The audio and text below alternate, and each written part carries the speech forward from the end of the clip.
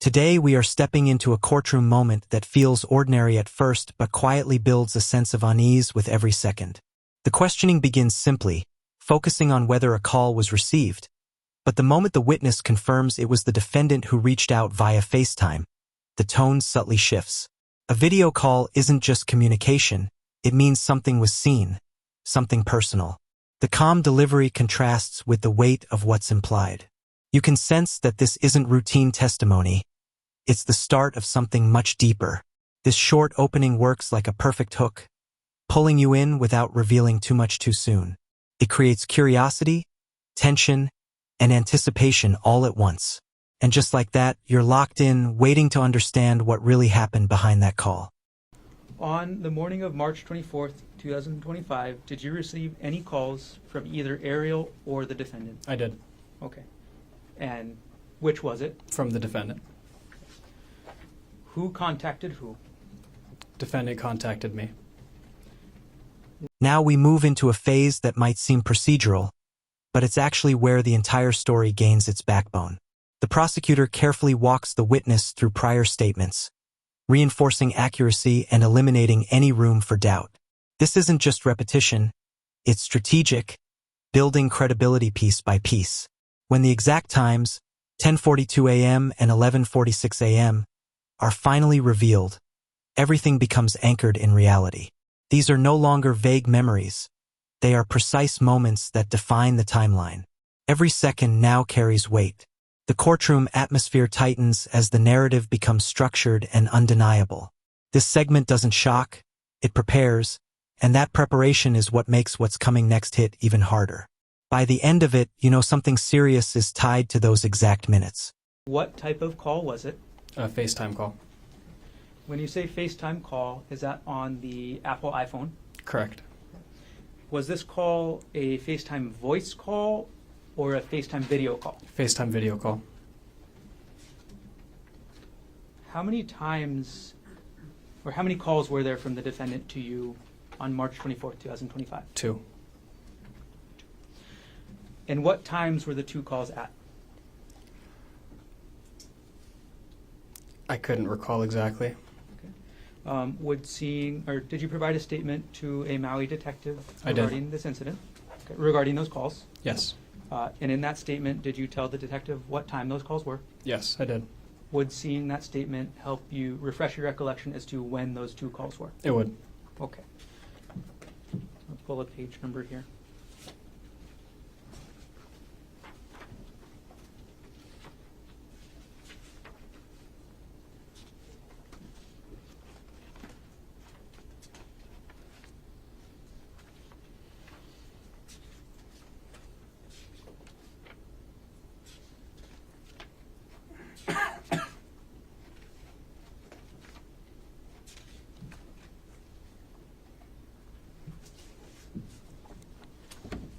Okay, I'm going to approach with what's been marked as State's Exhibit 170. Page number 3 and page number 4. Okay, may I approach? Please. Okay. Emil, could you quickly read pages 3 and 4 of this document? And when you're done reading, just look up, okay?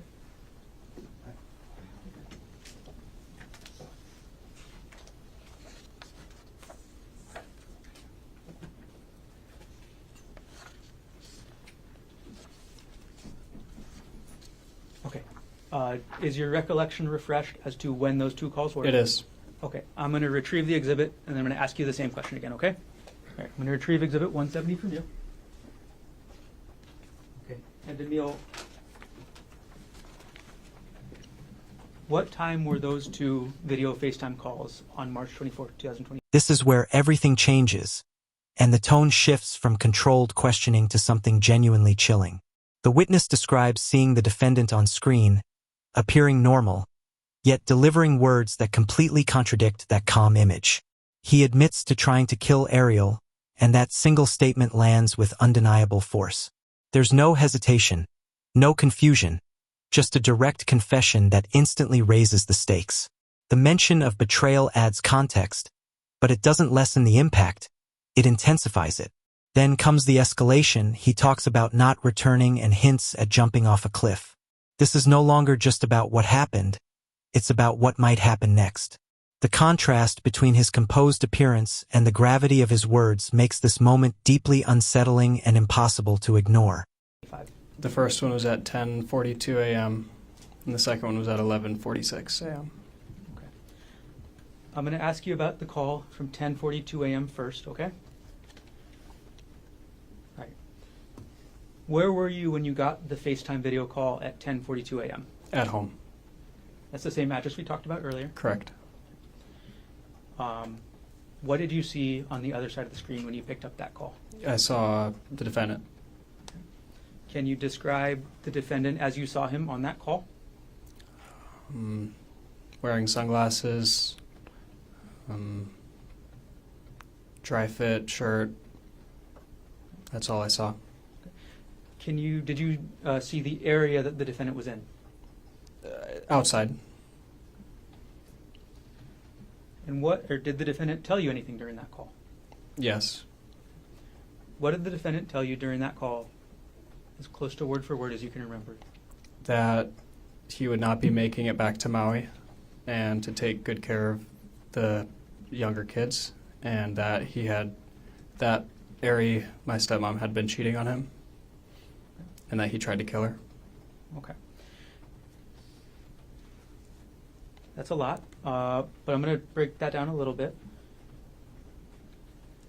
You said the defendant told you he tried to kill Ariel, is that right? Correct. Did he tell you what happened to Ariel? He did not. Okay.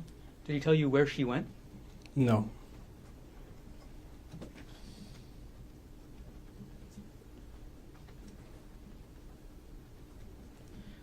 Did the defendant tell you why he tried to kill Ariel? No. During this 10:42 a.m. call, did the defendant tell you anything about what he planned to do next? During that call, the next plan that he said was to jump off the cliff. As we continue, the details become even more disturbing, shifting this from shocking to deeply unsettling. The witness recalls noticing what looked like splatters on the defendant's shirt, and the explanation given is chillingly casual. It was Ariel's blood. That one detail transforms everything into something visual and real, something you can almost picture. The prosecutor reinforces each statement, carefully summarizing the confession so nothing is missed or misunderstood. This slow, deliberate pacing forces the weight of every word to settle in. There's no rushing past it, no escape from the reality being described. By the end of this segment, the situation feels undeniable and heavy, as if the courtroom itself is absorbing the gravity of what's being revealed. It's a moment where the case truly becomes real. And how did you react to hearing that? I told him not to. How did you react to the defendant telling you he tried to kill Ariel? I don't remember what I said. Do you recall what the defendant told you after he said he tried to kill Ariel?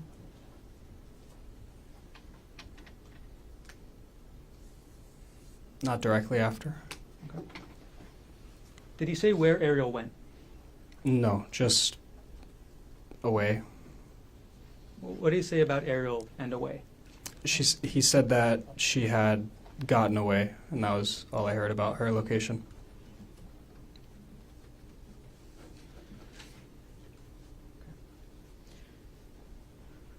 During this first call at 10:42 a.m., did you ask the defendant any questions yourself? Yes. I asked what was on his shirt, because it looked like I saw splatters of something on his shirt, and he said, oh, it's just her, meaning Ari's blood. Okay.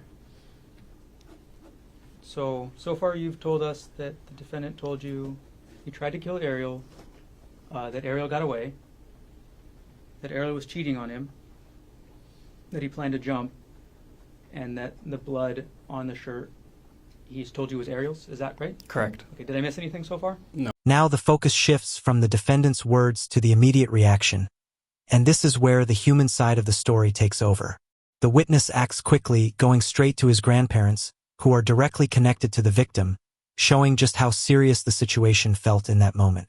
The short distance between the houses adds urgency, as if every second mattered. Then comes the hospital call, introducing another layer of concern and uncertainty that expands the situation beyond just a conversation. This part shows how quickly information spreads and how lives begin to shift in response to a single call. It's no longer just a statement, it's a chain reaction. You can feel the tension growing outward, affecting more people with every passing moment. Okay. Did he tell you anything else during this call at 10:42 a.m.? No. All right. So, Emil, after you get this FaceTime call and after the defendant tells you these things, what did you do? I went over to my grandparents' house, which is Ariel's parents. Okay. Walked over to their house, told them what had happened. How far away is your grandparents' house away from the Pu'uehu place address you mentioned earlier? It's like a minute or so walk. And could you tell us your grandparents' names? Judith and Peter Mast.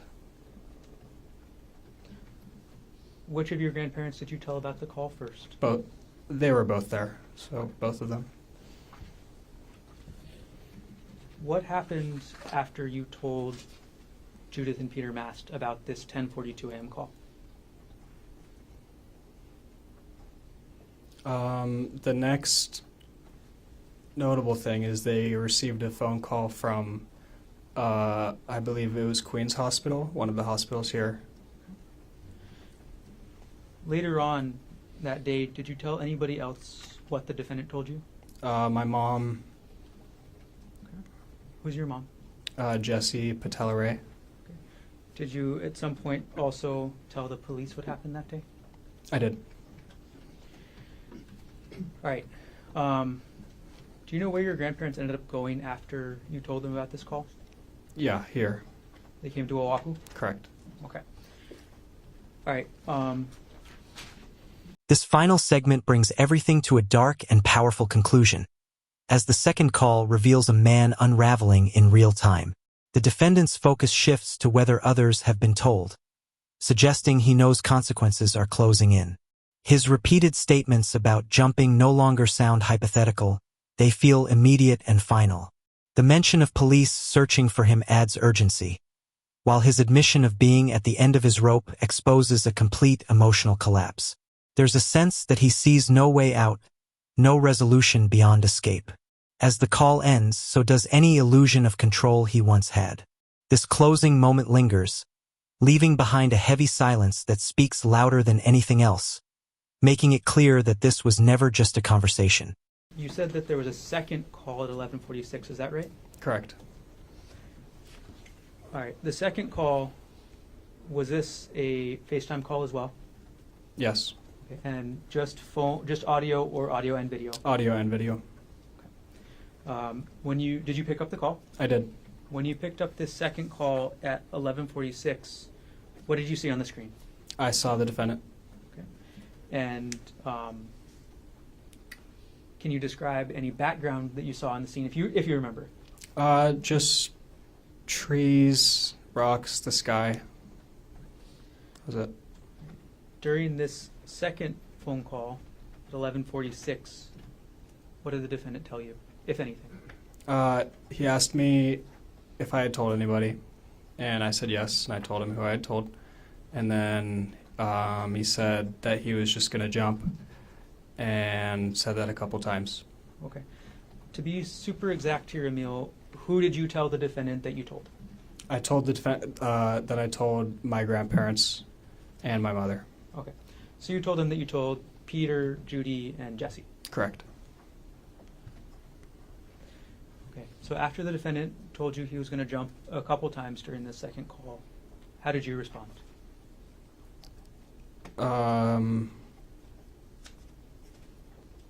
Same way as before. Said not to. I don't know. You told the defendant not to jump. Right. Okay. How did the second call end? With him saying, with the defendant saying, I'm going to go before the police catch me. Did he tell you he was going to hang up? Do you remember that? I'm sorry. Objection leading. Assisting. Bad question anyway. All right.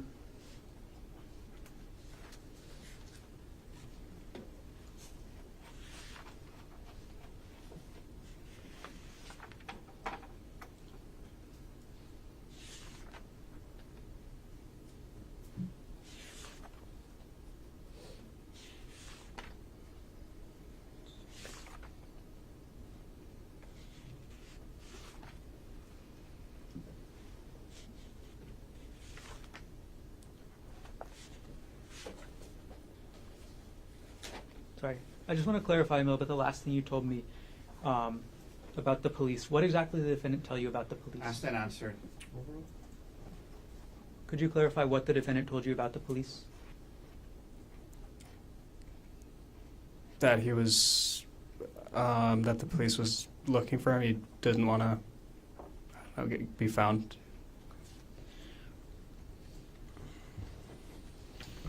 Right. Did the defendant tell you anything else about his state of mind or what he was thinking? He said he was at the end of his rope. Anything else you can remember about that?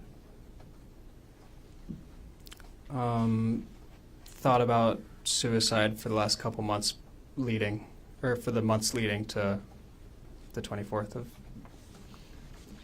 For both of these calls we've been talking about, who was the caller? The defendant. So at either call, were you the one to dial him up? No.